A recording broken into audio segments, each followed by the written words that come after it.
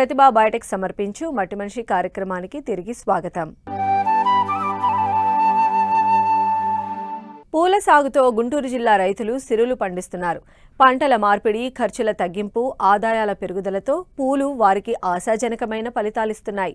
ప్రస్తుతం మార్కెట్లో గులాబీ, లిల్లీ పూలకు మంచి ధరలు పలుకుతూ ఉండడంతో ఈ రంగుల పూలు సాగు చేస్తే రైతులు లాభాలు ఆర్జిస్తూ ఇతర రైతులకు ఆదర్శంగా నిలుస్తున్నారు.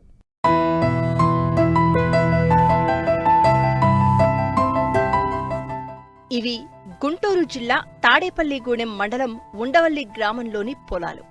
ఒకప్పుడు కూరగాయలు, వరి పంటలతో కళకళలాడిన ఈ పొలాలు ఇప్పుడు రంగురంగుల పూలతో కొత్త అందాన్ని సంతరించుకున్నాయి.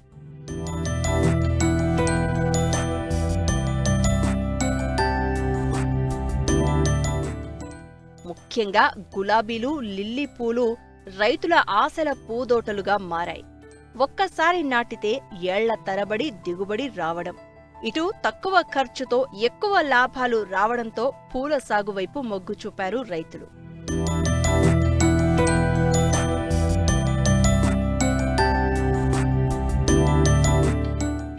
సాధారణంగా పూలు ప్రధాన మార్కెట్కు 4 గంటల్లోపే చేరుకోవాలి.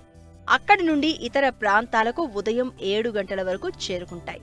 అందుకే రైతులు తెల్లవారుజామున 2 గంటల నుండే పూలను కోస్తూ ఉంటారు. మేము 70 సెంట్లో గులాబీ తోట సాగు చేస్తున్నాం సార్.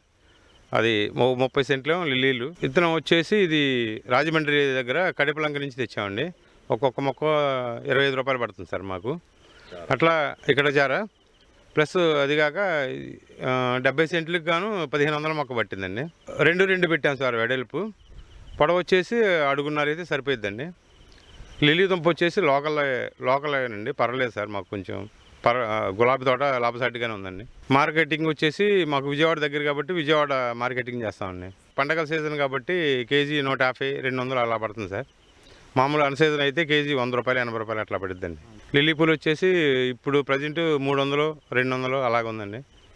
మామూలుగా మార్కెట్ లేనప్పుడు 50 రూపాయలు, 60 రూపాయలు అట్లా ఉంటుందండి. 10 సంవత్సరాల వరకు ఉంచుకోవచ్చు అండి చేను. ఇది జాగ్రత్తగా కాపాడుకుంటే అంటే సంవత్సరం కటింగ్ పడుతుందండి. ఇది గులాబీ తోట కంపల్సరీ కటింగ్ చేయాలండి. కటింగ్ అయిన తర్వాత 40 రోజుల తర్వాత పూలు స్టార్ట్ అవుతాయండి. మళ్ళీ లిల్లీ అయినా రాజీవ్ గాంధీ మార్కెట్ అయినండి, గులాబీ అయినా రాజీవ్ గాంధీ మార్కెట్. అక్కడ మొత్తం ఎక్కడికైనా అక్కడికి వెళ్ళాల్సిందే సార్. పూలు లిల్లీకి పెట్టుబడి ఎక్కువ సార్. కొంచెం గులాబీ తోటకు వచ్చేసి 50,000 అవుతాయి సార్ స్టార్టింగే.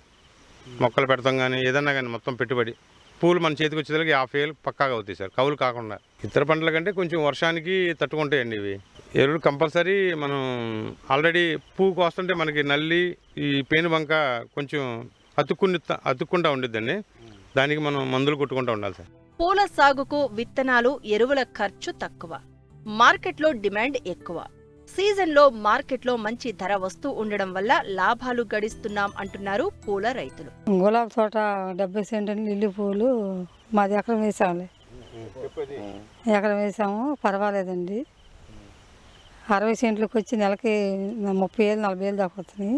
తెల్లారుజాము 2 గంటల నుంచి వస్తామండి లిల్లీ పూలు. 2ంటికి వెళ్ళి 4ంటికల్లా కోసి మార్కెట్కి పంపిస్తామండి. గులాబీలు రాజమండ్రి తీసుకొచ్చామండి. మొక్కలు లిల్లీ పూలు లోకల్ ఇస్తున్నామండి.